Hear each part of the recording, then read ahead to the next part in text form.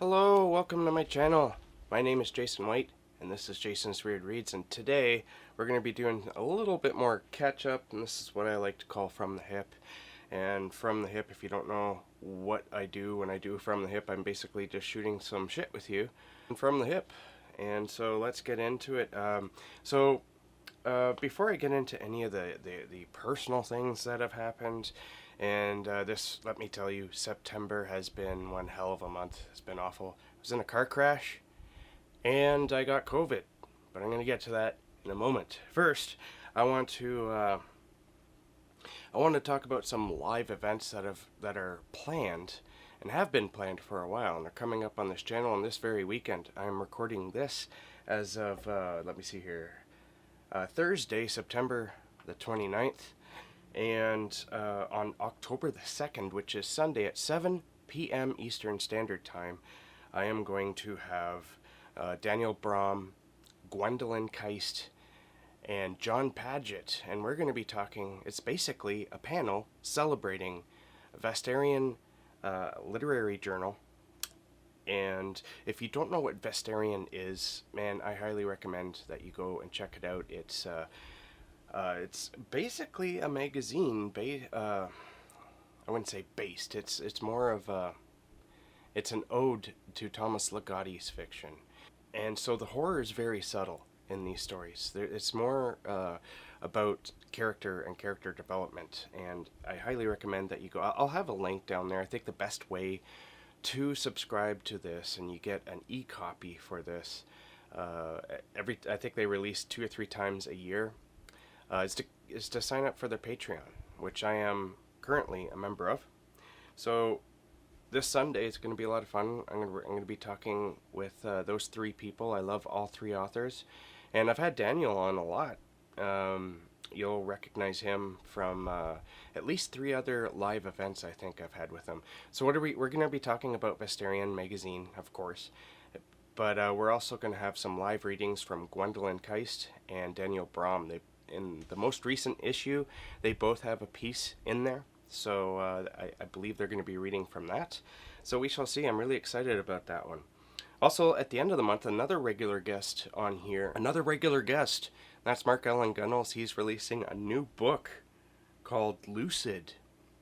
This is out on, I believe it's either out on Halloween Day or the day before. Let me see here if I have it in my notes. I do not, but I believe it's October 30th or 31st. Lucid comes out, and we're of course going to be talking about that, but the live, as of right now, is scheduled for October the 29th at 4:30 p.m. Eastern Standard Time. And that, I believe, is a Saturday, so check that out. And lastly, I just want to mention that when I started this channel, it was meant to actually focus on weird fiction, and that didn't work out so well. And so I thought, okay, we'll just focus on horror then. And I went through a pretty weird experience within this past year. It's been a year now since it started. I've gone over it before in previous videos, and I'm probably going to go over it a little bit again in just a little bit. But I basically just want to make my channels just a reading channel, not necessarily focused only on horror. I knew I said I wasn't going to do this, but you know, I go through ebbs and flows with my reading. And lately, for example, I've been reading a lot of Buddhist type books, and I've also want to get into reading about more science, and you're going to see that at the end of this video when you see my TBR for the autumn. So I just want to focus on what I need to read, but the good news is I'm always reading horror at the same time, and sometimes the other stuff kind of overpower the horror reading, and so it's like I don't have enough content to make videos. It's one reason why I haven't been making as many videos, because I'm only reading maybe 1 horror book a month, maybe 2 horror books a month, and that's not really enough to sustain a horror channel. So I just want to be able to include all the other books that I'm reading and talk about those books on this channel as well. So I hope that you guys don't mind. Alright, so you may have noticed about a year ago I stopped doing these from the hips. I have included some videos, some sort of updated what I've been reading lately updates, and I added those into my From the Hip playlists here on YouTube. But I stopped doing them officially, and there's a few reasons why. It's because I kind of stopped doing a lot of things, and that was because I stopped taking my antidepressant medication. And like I said before in past videos, that was a big mistake. But it was a good testing ground, and you know what? It brought me to some interesting areas of personal growth that I probably wouldn't have otherwise. So I'm glad that I stopped taking those meds and realized almost a year in that I couldn't do that. So yeah, definitely. I At least for now, I need to stay on the anti-meds. And does that mean that I'm going to start doing these again, these From the Hip episodes? I don't know. Honestly, I think I will, so long as there's stuff to be talking about. So, like right now, there's a lot of information I want to pack into a fairly short amount of time, if I can. And I've already gone through a fair amount of it, but I just want to be able to do them when I can. When I first started From the Hips, it was just to be me talking about nothing, basically. But I found myself making, pointed lists like this one. And I don't think you can see it because it's too bright. But on my iPad here, I would make points of what I want to talk about, and so it sort of became like an organized thing where I have certain sections I want to talk about in each episode. So yeah, I might continue doing From the Hips, but like I said, there needs to be the information, and maybe I'll just keep my reading updates as From the Hip style stuff too. So on to the more interesting side of things. As I said, September has been one hell of a month, added on to what has been one hell of a year. Up until September, everything was just going on inside my head.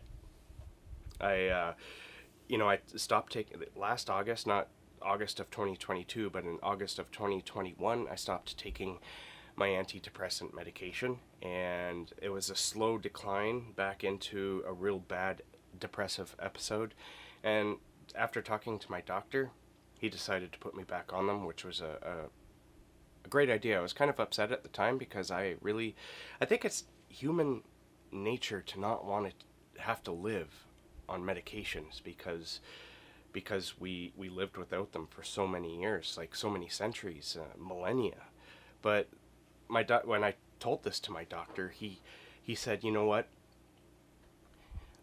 Instead of thinking of it that way, think of it this way. Be thankful that we live in a time where we have medications that you can take that will relieve the worst of the symptoms of what you're going through. And if you think about it, a lot of the reasons why people suffer with anxiety and depression in today's world is because of all this stuff that we've created that are completely unnatural, goes against human nature in the first place.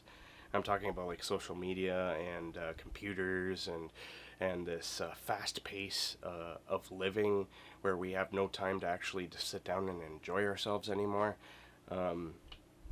It all adds up, and sometimes some people just their brains just aren't hardwired for this. So I mean, that's like just scratching the surface of what depression can really be. Also, not forgetting that a lot of your anxiety and depression, at least mine, is instinctual. We're programmed to feel negative about things because that's how we survived for so many thousands of years.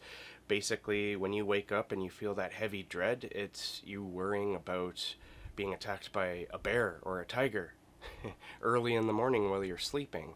It's things like that, So, getting back on, I just went on a tangent there, didn't I? So, getting back on track here, the first half of this year was a lot of mental stuff that I had to work through, and thank God I did, because September really turned for the worse on me, like in my actual physical world. I was on my way to work one night, and a car pulled out in front of me, and I T-boned them because I couldn't slow. There was no way I could slow down. I was doing about in miles per hour. It would be about 55 to 60 kilometers if my math is correct, or it would be 55 to 60 miles per hour that I hit them. In kilometers and Canadian kilometers, I think pretty much everywhere else in the world, I was doing about 90 kilometers per hour when I hit them. And that was an experience. I've never been in such an accident in my entire life. To say, they say that time kind of slows down, and it really kind of does. When I saw the car pull out in front of me, there was a few instant reactions where I was like, oh my God, and really? Honestly, this is happening? And so I tried to save the whole situation, but like I said, there was really little to no time to save the situation, to stop or prevent the accident. And I kind of remember hitting the brakes and the car kind of sliding, and the minivan getting closer and closer, and then smuck, the airbags, and I wasn't moving anymore. And I went into shock almost immediately. I ended up having a mild concussion and some torn muscles all along my neck, along the back here, and especially in the front where the seatbelt stopped me. And that was a bad experience. After talking to the paramedics, they said I could go to the hospital or I could just go home, but I should keep an eye on symptoms, and if they get worse, to go to the hospital later. I decided to do that because I just didn't want to go to the hospital. I just wanted to be with my family. And so I went home, and the next day I was suffering from a lot of really weird symptoms, and which actually involved a small hallucination. And so my wife said, you're going to the hospital, and she made me go to the hospital because I didn't want to. So we went to the hospital, and they did like a CT scan and x-rays and all that, and thankfully nothing was broken, but he said it's more than likely you have a mild concussion, and all your muscles on your neck are torn up, and that's to be expected. So right now I'm still dealing with insurances. I'm pretty sure that COVID has slowed things down. And speaking of COVID, just the other day, I've been sick, and it's kind of a strange sickness because I feel so fatigued all the time, like serious fatigue. It's bad, but I never really had a serious cough, but when it started, my lungs really burned. Another thing that made me think that maybe it's COVID, not just a cold, is that I went for a walk a few nights ago with my wife. It's just a 20-minute walk, and it winded me. Also, one night I decided to do a workout with my son. It was just a typical little workout that we sometimes do together, and where there's a bunch of jumping jacks involved. And I just did one set of jumping jacks, and I was like hands on knees, out of breath, and I was like, this is just weird. And so 2 days ago, I said to my wife, let's check for COVID. Let's test ourselves with the home kits. And she said, okay, because she got sick like a couple days after me. And so we pulled out, this is something we've done a lot over the last 2 years. For the first year, it was like making an appointment and going to the nearest area that does the COVID testing. And then waiting and checking obsessively on your cell phone to see if you're positive or you're negative. And I did that 3 or 4 times. And then, when we got the home kits, we did those like 4 or 5 times, right? Everybody knows pretty much the process. And so I wasn't expecting, I was just trying to, take that off to make sure it wasn't that. And because my wife got sick after me, I decided to, we should test her first. And so she tested first, and it came up positive. And I was like, oh my God, are you kidding? So I tested myself, and sure enough, it came up positive as well. And so I think I'm at the tail end of mine. I'm feeling a bit stronger and better today. Not quite so tired, thankfully. So there's another reason why I haven't been making many videos. It's been a crazy month, added on to, like I said, a crazy year. So, all right, moving on. What I've been reading Yes, let's get to the reading, shall we? Alright, before I get on to that, my wife accidentally broke my Mandalorian mug that I had. She got me for Christmas last year. So she replaced it recently with this awesome mug that we found in a Halloween store. And on the inside here it says Nightcrawler. I absolutely love this mug. It's huge and it's got a cool face on it. Perfect for some tea. Alright, so what I've been reading. To say that everything that happened may have changed my reading habits, it did, certainly, but it didn't handicap them as much as I thought it would. Although, since I got my COVID test strip thing, I haven't read as much since I had to stay at home. I'm not quarantined because we don't have to quarantine ourselves anymore, but my job would rather me not be there because, having COVID, they just don't want it spreading everywhere, and we also work with food packaging, and they just don't want, obviously, to get germs on that. So, reading in the last few days has slowed down a bit, but not over time. So, recently, and I've talked about this one, wait, hang on here.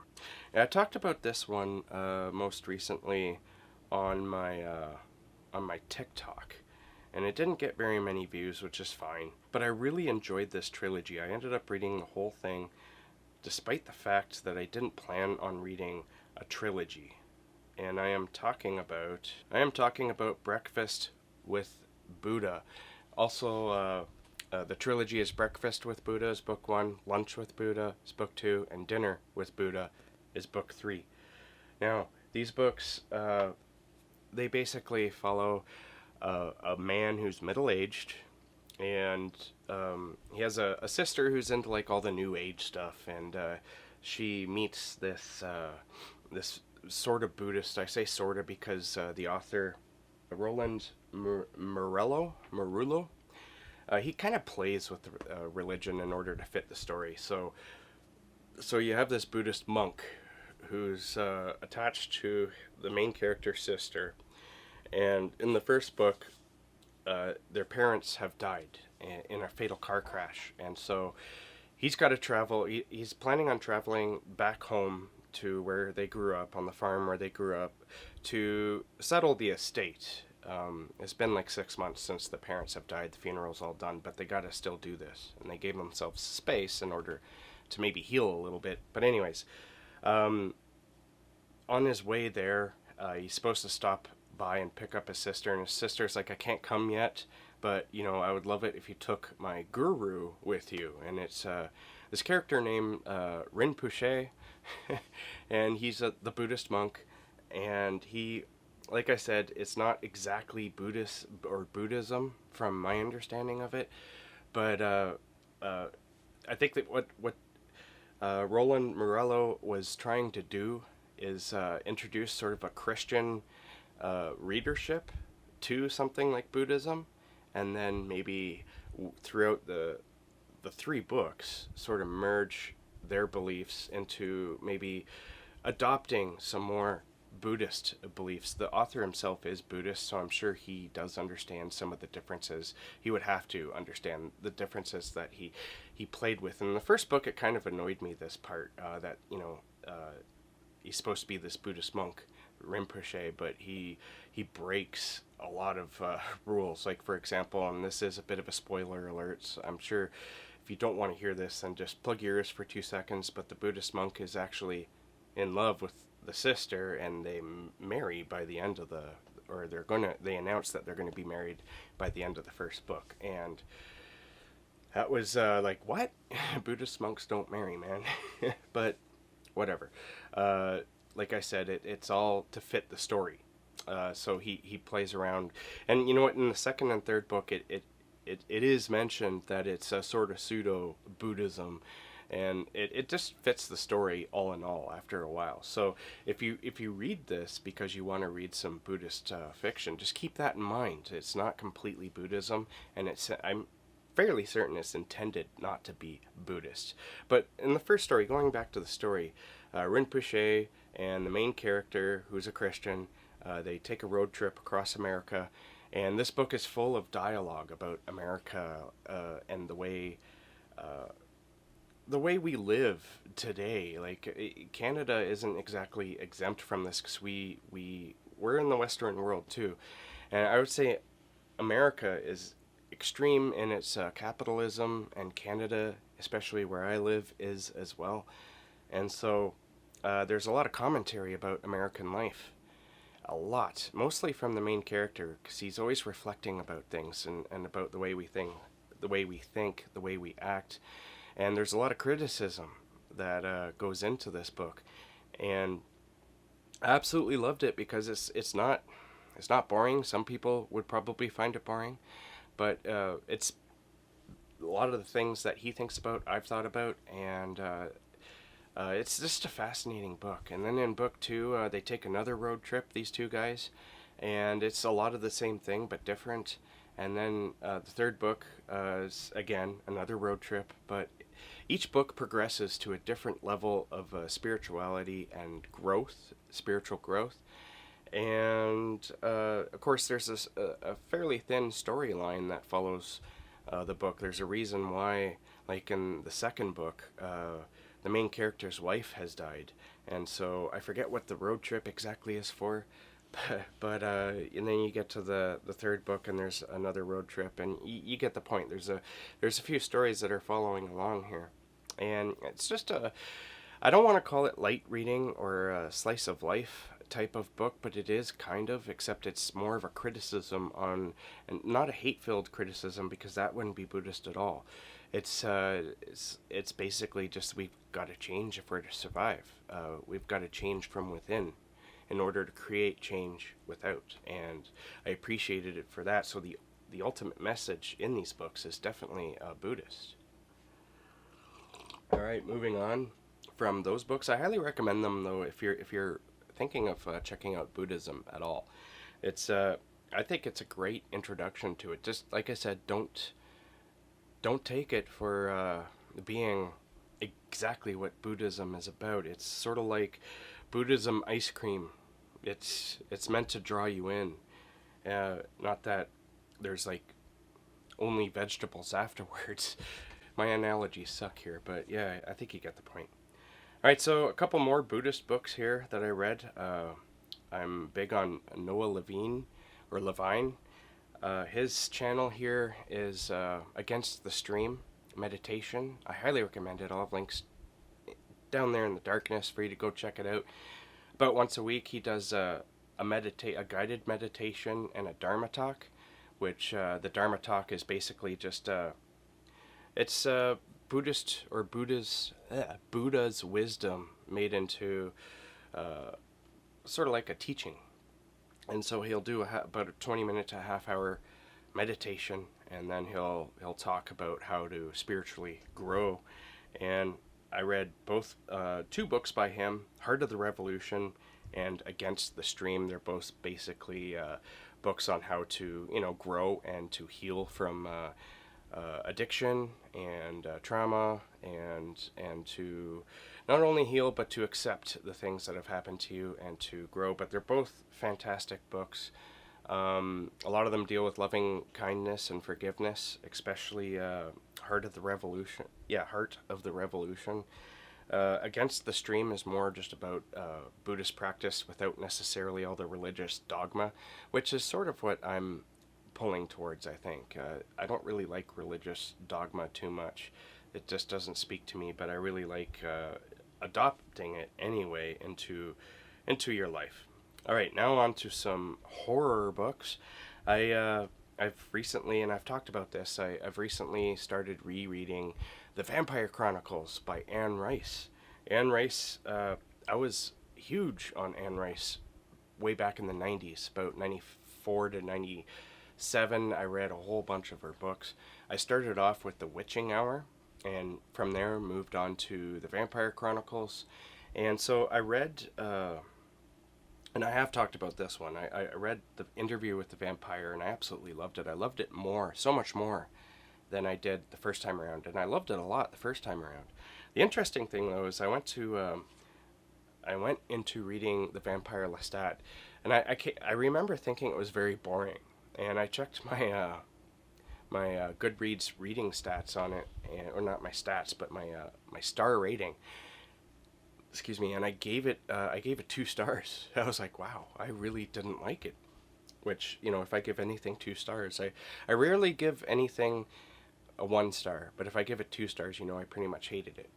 And I can see why. In rereading it, I found myself terribly bored. It's almost like nothing's happening. Especially the first half. I think the book starts off really strong, and this is my rereading of it, my interpretation of rereading it. And spoiler alert, I did like it a lot more than that first time. I ended up moving the star rating up to 3.5 stars. So that, I think, shows a lot of improvement. But I think, at least in my experience of it, but I think also that this book isn't perfect by any means. It meanders way too long in the first half with Armand and his little satanic cult that likes to hang out in the graveyard. This is something that should appeal to me a lot, and I should have loved that both the first time and the second time, but I almost put it down. I almost stopped reading this book because of that the second time around. I was just like, you know what? I didn't like it much the first time. I'm kind of hating it the second time, but I'm glad I stuck through, because once we get, and it's not just the Armand parts, but it's also the Gabrielle parts. It's just like they're all just hanging out in the graveyard bitching about their existence and how much they're suffering and how much they're immortal and how beautiful they all are, and it just goes on and on and on about the same thing. And it just kind of makes you want to put the book down, maybe even throw it across the room. But there's some parts, and because you get also like Armand's story. It's the Vampire Armand within, or interview. No, I think it's just the Vampire Armand. He has like his own section where he tells his own history, which was kind of dreadful as well, a little bit. But you know what? Armand is not a good vampire to read about. He's not a happy guy. You thought Louis was miserable? Meet Armand. He's even worse. So, so once you get past those parts, and Lestat goes on to meet one of the very old ancient vampires by the name of Marius, things get a lot better very quickly, because that's where the story, where at least this book, The Vampire Lestat, and the next book, Queen of the Damned, are connected, and they almost just continue as one long book, those 2 books, Vampire Lestat and Queen of the Damned. I don't know if Anne Rice meant to, I don't think so, because Vampire Lestat, just like Interview with the Vampires, they're both written in first person. But in order to get all the story out, as Lestat says at the beginning of Queen of the Damned, he switches to third person so he can get all the other characters who are involved within the story, their perspectives, which I think it was probably a mistake, maybe, for Anne Rice to do, but I don't know, I could be wrong. So anyways, I'm really enjoying, despite the lulls. Right now I'm in Queen of the Damned, and that's where I've slowed down a bit since I been told to stay home. I'm not very far into it. I think I'm only I don't know how far I'm into it, but it's not very far. I also started recently The Historian by Elizabeth Kostova. And this book is huge. It's like almost 1,000 pages long, which I kind of wish I checked before starting to read it, because I don't know if I'm going to be able to read the whole thing. But I really want to, because the first, I think I'm on like page 50 or something. And those first 50 pages, I think some people would find very boring, but I just found myself at home with. I absolutely love that style of writing and those types of characters, the sort of intellectual characters who discuss like intellectual things, and of course this is all directed towards Dracula type stuff, so I don't know if I'm going to continue on with it, because it's going to take some dedication. I might just switch to the audiobooks. I can usually eat audiobooks up pretty quickly. All right, so here now is my TBR for fall. So I've already touched upon this a little bit already. I've already started it, and I'm hoping to finish it hopefully shortly. and that's Queen of the Damned by Anne Rice. And once I'm done that, I'm hoping to move right along to Memnoch the Devil. I'm not entirely sure if I'm going to hold to that, because there's other books I really want to get to, and they're all down here. Not Memnoch the Devil, Tale of the Body Thief, and then maybe Memnoch the Devil. So there's like 3 Anne Rice books I want to continue reading until I'm finished with this round of Interview with the Vampires. But I might hold off Memnoch and Tale of the Body Thief until later. I also want to read Reluctant Immortals by Gwendolyn Keist. Here is a quick synopsis of Reluctant Immortals by Gwendolyn Keist. Reluctant Immortals is a historical novel that looks at 2 men of classic literature, Dracula and Mr. Rochester, and the 2 women who survived them, Bertha and Lucy, who are now undead immortals residing in Los Angeles in 1967, when Dracula and Rochester make a shocking return at the Haight-Ashbury district of San Francisco. So that just sounds like a hoot. I haven't read Gwendolyn Keist in a while, except for the essay she has in the Vestarian Literary Journal, which I'm going to be discussing with her this Sunday. So again, look out for that. But I wanted to add that novel to my TBR because I'm going to be talking to her, and I just want to catch up. So also, I want to read The Years of Rice and Salt by Kim Stanley Robinson. Here is the synopsis for that. It is the 14th century, and one of the most apocalyptic events in human history is set to occur. The coming of the Black Death. History teaches us that a third of Europe's population was destroyed. But what if? What if the plague killed 99% of the population instead? How would the world have changed? This is a look at the history that could have been. A history that stretches across centuries. A history that sees dynasties and nations rise and crumble. A history that spans horrible famine and magnificent innovation. These are the years of Rice and Salt. That's, I believe this book has a lot of Buddhist concepts in it, and so of course, actually I think it's about the West, pretty much, the Western world pretty much gets wiped out by this disease, and the Eastern world survives, because there's like little interaction between the two. And so that's an interesting take, I think.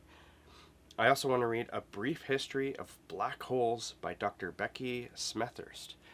Dr. Becky has a channel on YouTube here. She's an astrophysicist, and she does some fantastic stuff in regards to like space news. She's always talking about all the happenings in astrophysics, and she makes it easy for you and me, people who are not astrophysics anyway, to understand what all these things that are coming in. I would highly recommend checking out her channel, and also checking out this book, because it sounds awesome. So let's read what the synopsis is. Right now, you are orbiting a black hole. The Earth goes around the Sun, and the Sun goes around the entire Milky Way. A supermassive black hole, the strangest and most misunderstood phenomenon in the galaxy. In A Brief History of Black Holes, University of Oxford astrophysicist Dr. Becky Smethurst charts the scientific breakthroughs that have uncovered the weird and wonderful world of black holes, from the collapse of massive stars to the iconic first photographs of a black hole in 2019. A cosmic tale of discovery you'll learn. You'll learn why black holes aren't really black, that you never ever want to be spaghettified, how black holes are more like sofa cushions than hoovers, and why beyond the event horizon the future is a direction in space rather than in time. So that sounds, I don't talk about this stuff on my channel very much, but I absolutely love space. I'm not necessarily smart enough to call myself a space nerd. Maybe I would be, I don't know, but I love this stuff, and I try to eat it up when I can. And speaking of that, I also want to read Astrophysics for People in a Hurry by Neil deGrasse Tyson. And this is what this is about. In case you haven't heard of it, what is the nature of space and time? How do we fit within the universe? How does the universe fit within us? There is no better guide through these mind-expanding questions than acclaimed astrophysicist and best-selling author Neil deGrasse Tyson. But today, few of us have time to contemplate the cosmos, so Tyson brings the universe down to earth succinctly, I can't speak today, and clearly, with sparkling wit in tasty chapters consumable anytime and anywhere in your busy day. Alright, so that is finally it. If you've made it this far, I applaud you and I thank you. To show me, if you want, that you made it this far, leave a little spaceship down there in the emoticons, or in the darkness. Leave a little spaceship emoticon, and I will leave you a spaceship in return. Thank you for watching. Keep being creative, keep being safe, and I'll see you guys in the next bookish video.